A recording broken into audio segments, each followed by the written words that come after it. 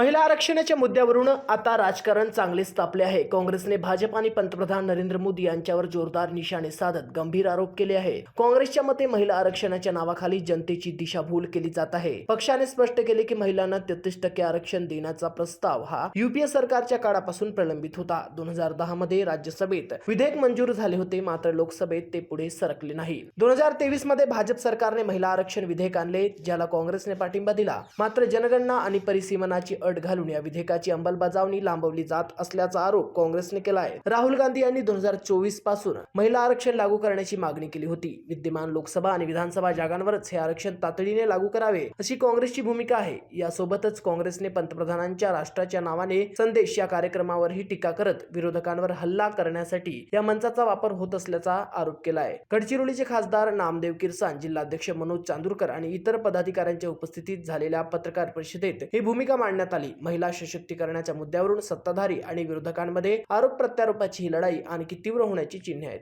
जे विरोधी पक्षाचे लोक आणि काँग्रेस असे म्हणत आहे की आता ज्या जागा विधानसभेच्या आणि लोकसभेच्या आहेत त्या जागांवर हे 33% आरक्षण लागू झालं पाहिजे।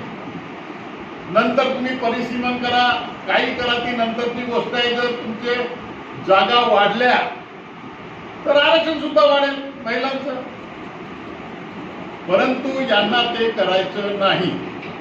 जोपर्यंत लोकसभेच्या आणि विधानसभेच्या जागा वाढत नाही तोपर्यंत यांना आरक्षण द्यायचं नाही।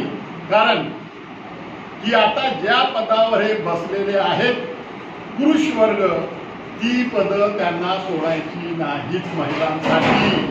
महिलांसाठी कुठल्याही प्रकारचा त्याग करण्याची त्यांची तयारी नाही। जर आता आरक्षण बिल लागू केलं तर 33% पुरुषांना घरी जावं लागेल लोकसभेमध्ये आणि विधानसभेमध्ये, लक्षात ठेवा। परंतु यांना ते करायचं नाही। आम्ही तयार आहोत, आम्ही म्हणतो तुम्ही ते करा, परंतु ते करायला तयार नाहीत। आणि त्यांचं असं म्हणणं आहे की जोपर्यंत जागा वाढत नाही, जेवढ्या जागा वाढतील त्या वाढीव जागेवर महिलांना आरक्षण देणार, आता त्या जागेवर देणार नाही। कसलं महिला आरक्षण दिलं झालं, कसं आरक्षण झालं?